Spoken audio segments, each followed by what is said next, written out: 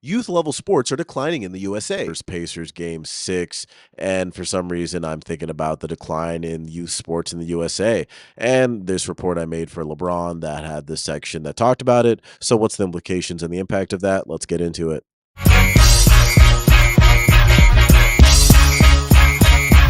He's heating Hey, up. what's up? I'm X. I run Perspective Reports. I used to be a corporate analyst, and I always forget to film my face. Back in 2022, I self published a 75-page research report that was intended for LeBron James and his team, and it was about maximizing and expanding his partnerships while also growing grassroots level youth sports. Because, as I mentioned in the beginning, youth level sports in the USA are declining. And now, 3 years later, I want to see if that's still true. That's the whole point of this video. We're just going to retroactively look at this report in different spaces and places. This is just being the first video on that. And I think it'll be fun. It'll be a lot of data, a lot of numbers, but I think you all can hang and stay with it because there's a lot of really interesting insights. And if you want to cite this or use this for your own purposes, go ahead. Perspective Reports is like if Wikipedia had a strategy department. It's intended for everybody to use. One last thing, our website, perspectivereports.com, we're working on our strategy hub and topics and report portal that you will be able to access all this information on our website with that. So stay tuned for the end of the video where we'll preview that. So let's talk about data sources. We use a lot of Google Trends. I'm not going to hold you. There's a lot of Google Trends in this. But the idea behind Perspective Reports is that we are using the wide open internet to answer pressing questions in strategy and business, as well as any consultancy like McKinsey or BCG or any other think tank could, because we believe the internet has really all the answers, whether that's financial data, stock data, search data, census, government data. There's a lot of stuff on the internet. So that's where we're coming from. I just want to be honest and straight up with you guys. However, we're trying to work on growing out our potential to take in first person data, which is survey data. We want to get participation from the audience across our website and more our portfolio. We have TikTok, Instagram, just to kind of build out that potential because I love data and I love sourcing data, but it's like, how do you do that? And I think that's growing our audience and telling you guys how we're trying to do that is one way. So second thing second, I'm posting a short alongside this video that's basically an overarching review of the whole report from a high level view, but it's a short, so it's 2 minutes. So go watch that if you want to just get an overview to prep you for this video. But yeah, we're going to bring up the first slide. So when I was going into this stuff, I was really surprised at how, I guess, directional Google Trends was. I was coming off of 6 straight years of being a corporate analyst where our data sources are just a little bit different. We don't like to rely on things like Google Trends, even though they still did. Within corporate world, people think they have access to all this data. They do and they don't, but they really don't. But with the rise of AI, machine learning, data science growing, and the importance of having like robust data systems, people want dashboards that actually tell them, important stuff and how to actually run their businesses, right? Which is great, but that's why I think Google Trends is so nice because it's just so simple. It's so straightforward. It's just people searching for stuff. So I would type in stuff like high school sports and see where was the direction of it. And I would, export it out, clean the data, get a, direct trend. And then I would just do a Google search and see what news articles said to verify it. And a lot of what I was seeing on Google Trends turned out to be true. There were so many articles who talked about the decline in youth sports. And I was like, wow, that's crazy. I see a decline every year since 2004 about high school sports. It's funny that the New York Times, the LA Times are writing articles talking about the decline in youth sports. And this was a trend before the pandemic, and it's kind of a trend after the pandemic, kind of looking into it. But really, it's just within this first slide, I have here sport is declining at the non-elite and local level because that's really what's happening. When you look at the professionalization of everything, right, it's strong growth, whether that's football interest around the world. Originally, this report was about how LeBron James had a partnership deal with Fenway Sports, who manages marketing rights, but Fenway Sports Group also owns Red Sox, Liverpool, Pittsburgh Penguins, among other things. So it was kind of seeing where that overlap was. So that's why I have like a search interest behind, college football, American football, cricket. It was just a diverse range of sports to kind of, pad out what we're looking at. But really what you see is just anything that has prime time or has significant eyeballs and revenue coming from advertisement and viewership is doing strong because that's where the infrastructure and money's being put behind. But anything that was more grassroots, like the stuff, basically anything that was at the level before they got you to prime time, was declining, and that included youth American football interest, high school sports search interest, college sports searches, football interest in Mexico, funny enough, tennis global interest overall, football interest, grassroots football interest in Brazil declining, youth sport interest in the USA, obviously, already said that, Olympic Games global interest declining. I think that goes right along with it because most Olympic sports are youth sports.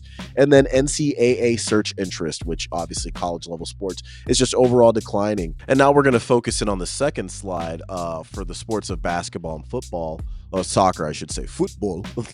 So I used international. Anyway, I grew up in a multicultural home. We loved watching the World Cup growing up. So I said football and soccer growing up, but I grew up in the States. So anyway, basketball itself shows a lot of what we're speaking to, where youth basketball, AAU basketball, high school basketball has a lot of decline. The only place that I see any growth is actually high school basketball searches in the USA, which makes sense because, a lot of the stars are coming, right? By the time people are end of high school, right, they're already talking about your NBA draft lottery status, right? So, but it says a lot that school basketball worldwide interest is declining. It's not just a USA thing.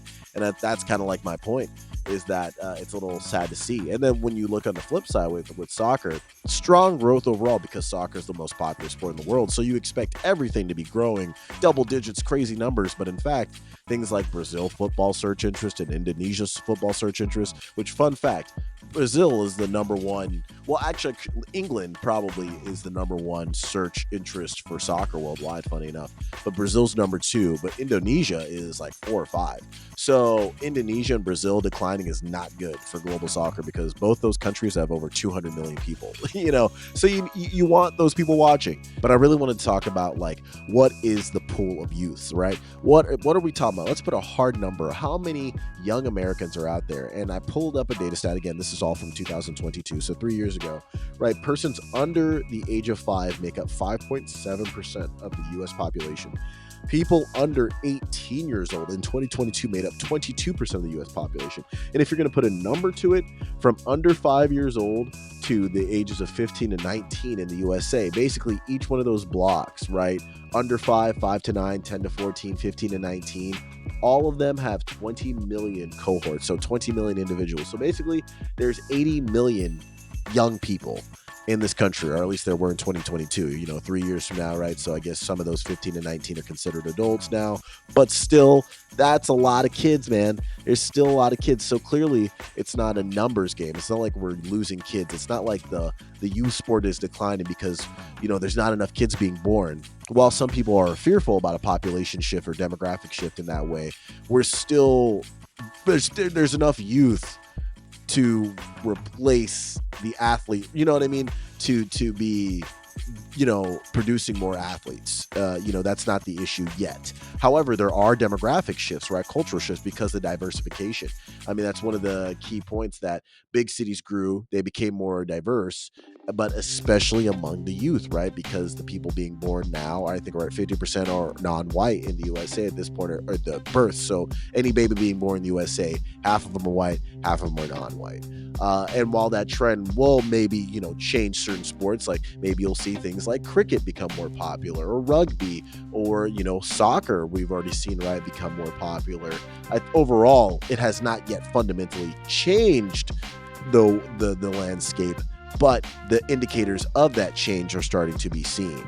And I think the most visual, compelling statement, or the most compelling evidence I have, is in this map section, the most damning evidence. And it really kind of shows it such a clear point of view about the decline of grassroots against the professionalization of everything. And what I mean by that is, what we're doing is we're comparing, and actually I should explain grassroots. When I say grassroots, I use youth sports as a catch-all for grassroots, and that's anything happening at the non-professional level. Like, where are people growing up from that are trying to get into that professional level, and that comes from the grassroots, right? Whether that's high school youth sports or a 45-year-old rec gym guy, I consider that all grassroots, right? And if you look at what we're looking at this graph, and what it's showing is Google searches for the professional league and then Google searches for the sport that professional league represents, comparing them side by side, and then using a time shot to compare before and after to see where the growth and decline is, and in a visual map form. And we'll start with the NBA with basketball.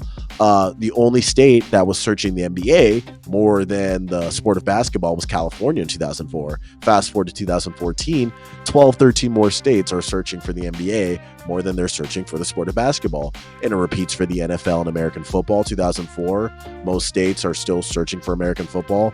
Fast forward to 2014, a lot more states are searching for the NFL versus for the sport of American football. And then the same thing repeats for MLB, for baseball. Then when we skip down to soccer, both in England and the USA, I did this exercise globally and with the USA. We see soccer has such strong grassroots within the USA and in England that the professional leagues don't make a dent. For the MLS just isn't popular enough to I think make a dent, because soccer, youth soccer especially, grassroots soccer is what the first sport a lot of kids get put onto on a Saturday morning, right, for their parents, and easy play for that, right? And in England, they just love soccer, I think, in that country so much. I think it's the inverse, where soccer is just so, the grassroots of soccer is so popular, like Sunday League or Baller League UK or something like that. That Premier League, while obviously being super popular, doesn't stand a chance to the love of the game from a grassroots level. And then we see that again for PGA Tour versus golf, where in the USA, golf, the love of grassroots golf, or just searching for golf, right? People are playing at their local course and searching stuff about that rather than the PGA Tour. Doesn't mean PGA Tour isn't popular, but just in comparison to the grassroots of the sport. However, NHL, again, starts to have the trends that we saw from the MLB, NFL, NBA, right? Of where, especially really for hockey, the grassroots of hockey is dying, and it's actually seen again in Canada too. But in the USA, it's really striking how much stronger the NHL searches are than the sport of hockey searches. In Canada, it's been over 2004. They were searching for the NHL way more than ice hockey, and it's only gotten even more lopsided in 2014 and beyond. But what's really surprised me to show this evidence again is with India and cricket. If you see 2004, 2014, India is searching predominantly cricket. Just people are searching anything about the sport, not the professional league. And that's because the professional league, I don't think, even got set up around that time. But now you look at the professional league, outpaces people searching for the sport of cricket in India, which says a lot, because cricket in India is, if you know anything about cricket in India, people love cricket in India. So to see the professional league overtaking the sport is very shocking. And especially too in soccer for Italy and Spain, you see two very popular professional leagues in the world growing their sport interest in their respective countries. But if you look at it 2004 to 2014 for both Italy and Spain, people were searching the sport of soccer far more. And then in Italy, it's not even close. People are only searching for Serie A in every single part of Italy, much more than they are for the grassroots of soccer. And in Spain, you're starting to see that trend too. So it says a lot. And even if we zoom in down here, right, to metro area, city side things as well, however you break it down, the same thing is happening, where searches at the youth level for the grassroots level are declining in favor of the professionalization or the higher level of the sport.